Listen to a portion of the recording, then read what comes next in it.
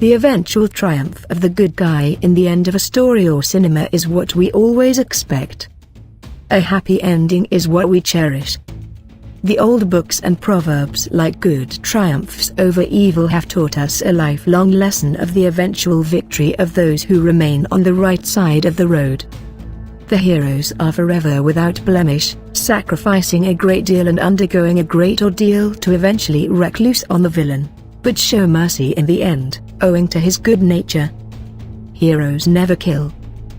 Only if dear old life was like this. Real world, as we know it, often has the villain smiling victoriously in the end, while the good lies sprawled in the dust. Over time, our filmmakers have tried to instill this touch of realism in their movies, and came up with astounding results. We, at the Cinemaholic, list out 10 such films where the villain kills the hero. To get videos that you do want to see, make sure to subscribe to Themajestic. And click the grey bell to join our notification squad while you're at it. Harry Potter and the Deathly Hallows, Part 2. This entry might be confusing to some of our readers, but for the true Harry Potter fans, Severus Snape was something more than a hero, he was a legend. The potions-turned-dark professor at the Hogwarts School of Witchcraft and Wizardry stole hearts with his selflessness and apathy towards glorification. The watchful protector of the boy who led a life in the shadows, and only after his gruesome death did the audience get to know his contribution. When Lord Voldemort set his pet killer Snake, Nagini, on him, the audience recoiled in horror and shock. During reruns, tears were common among the watchers, who only fell in love with the character as time passed. Severus Snape died in the battle, but remained evergreen through Harry and Ginny's third child, Albus Severus. Logan. The most recent film in our list, the final installment of the Wolverine franchise, couldn't have ended on a better note. James Mangold took his inspiration from the popular comic strip, Old Man Logan, for the motion picture, Logan. The Wolverine is one of the most beloved comic book characters, and Hugh Jackman made him even more likable on screen. The audience got their first shock when they saw their hero hurt and broken, seeming like he had lived way too long past his prime. His healing abilities were impaled, and he was only a shadow of the fighter that he was before. In the end, in an attempt to rescue Laura and the other child mutants, Logan battles his clone X-24 in a savage fight. X-24 gains the upper hand over the weakened Logan and fatally puts him through a tree branch. The fans cried along with Laura as Old Man Logan breathed his last. The cross-turned X over his grave seemed to be the perfect testimony for this evergreen warrior. Leon, the Professional. If there was a grossly underrated film list, Luc Besson's Leon, the Professional would certainly feature in it. The story of a hitman taking up the responsibility of a 12-year-old girl, whose parents were murdered by corrupt DEA agent Stansfield, is an endearing one indeed. Natalie Portman makes her debut as the 12-year-old Matilda. In this role reversal, the hitman Leon, played by Jean Reno, is shown to be the hero, a person who takes care of a young girl and a plant. The DEA agent played by Gary Oldman is shown to be a crack addict and is corrupt to the boot. When the DEA stage an attack on Leon's apartment in the final moments of the film, the hero saves Matilda meticulously before trying to stage an escape by disguising himself as an injured DEA agent. However, the crafty Stansfield catches up to Leon and fatally shoots him in the back, thus killing the man whom the audience fell in love with. The wily hitman had the last laugh though, as he had rigged himself up with explosives, and set them on, thereby killing both himself and Stansfield. The Wicker Man. Robin Hardy's 1973 British mystery horror film remains one hidden piece of jewel even after so many decades. The Wicker Man is an open propaganda against the superstitions of Celtic paganism or any other ancient religion as a whole, proving how fatal some orthodox beliefs might be. The isolated summarizal proves to be a maze of horrors after devout Christian detective Sergeant Neil Howie steps afoot in search of a missing girl who had sent him a letter before her disappearance. The audience falls in love with the character as he faces several roadblocks during his investigation, as the inhabitants, including the missing girl's mother, seem reluctant to help him out. A missing photograph quells him to probe further, and he soon unveils the horrors behind ritualistic sacrifice. In a bizarre twist of events, Sergeant Howie is revealed to have been chosen as the sacrifice and that he had been lured in for it. In a chilling anti-climax, the good detective is tied to a Wicker Man statue and set ablaze, and thus sacrifices his life for the villainous sect residing in Cinemaholic. The Gladiator. Ridley Scott's marathon movie might have dipped down in the rankings after multiple viewings, but still it remains one of the most watched movies of all time. The Roman revenge story of soldier-turned-gladiator, Maximus Decimus, is an epic one, and along with the spectators at the Colosseum, gains the favor of the audience as time passes. His battle skills and bravery draw the attention of the onlookers and flames his quest for revenge on the evil Emperor Commodus. The audience spur him on as the gladiator wins battle after battle until he finally reaches a moment when he will be able to duel the Emperor one-on-one in the arena. The extremely wily Commodus stabs Maximus prior to the battle, weakening him severely.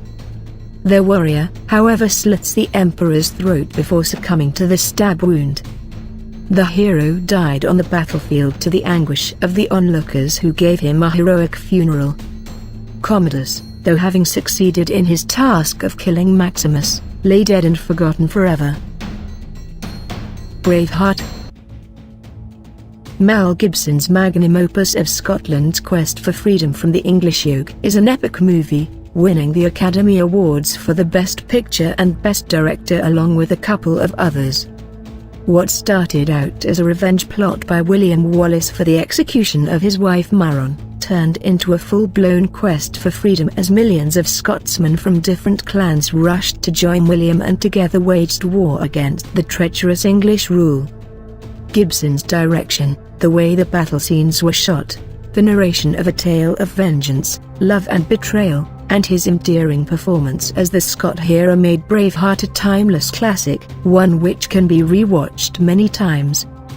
The onlookers cry out mercy when they see the Scottish hero being tortured unimaginably. Wallace never submits but cries for freedom even at his last moments, spurring the Scottish to continue the rebellion. Wallace was executed, but his dreams never were. His fighting spirit truly casts an aura and drives his successors to root out the English from their kingdom. Mel Gibson has created a very original and believable piece of historical war, making Braveheart deserving of the plaudits it has received. The Departed. Martin Scorsese's gangster movies do have a lot in common, starting from stylish executions to sudden bloodbaths. The Departed, however, took a different turn in its anti-climax. When police spy Billy J. Costigan finally apprehends his opposite number, gangster spy Sullivan at the top of the building, the audience might have expected a straight-out win for the good guy Costigan, as he leaves with the villain and another cop in an elevator. The events took a wicked turn when Trooper Barragan suddenly shoots Costigan in the head as soon as the doors open. The suddenness of the killing shocked the audience to the core, revealing that no one should trust Scorsese's gangster film endings. Barragan was another mole inside the department, and the wicked crime organization gained the upper hand by killing Costigan, who had spent some time as a police mole in their midst. The surprise of the death had overcome grief momentarily, but eventually Costigan was given a tearful send-off. To set things right, Dingham finally kills the crafty Sullivan in the last moment of the film. Pan's Labyrinth. Guillermo del Toro's dark fantasy nightmare fairy tale has acquired a cult status over the years. Pan's Labyrinth is a wild journey of a young girl, Ophelia, as she stumbles into the magical world in a bid to escape the cruel reality. There in the labyrinth, she is considered as the fairy tale princess Moana, and is set to complete 3 tasks by the faun in order to achieve immortality. The dreamlike ride leads her to encounter all sorts of magical and weird creatures like mandrakes and the Pale Man. However, the magical tale had a shocking anticlimax, when her Philaganism-affiliated stepfather Vidal shoots her dead in front of the labyrinth.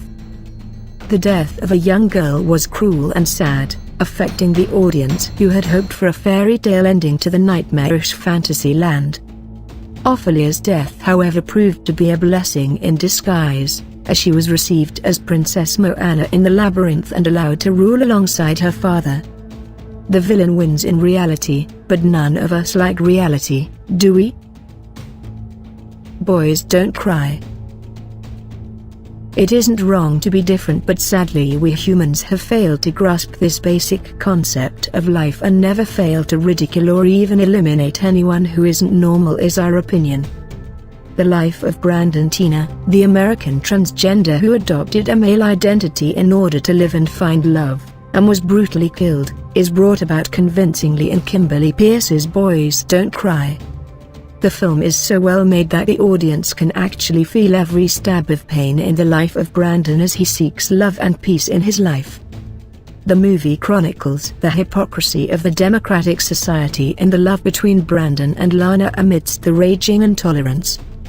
The ending is particularly ghastly, as the drunken friends and brothers of Lana murder Brandon right in front of her. The audience is left numb, as the lovable man is killed for something that is not his fault. Hilary Swank honors the late Brandon Teena, taking his love above the social norms and the limitations of male, female. She was flawless in her portrayal, bringing out the desires and unconventional beauty of his soul.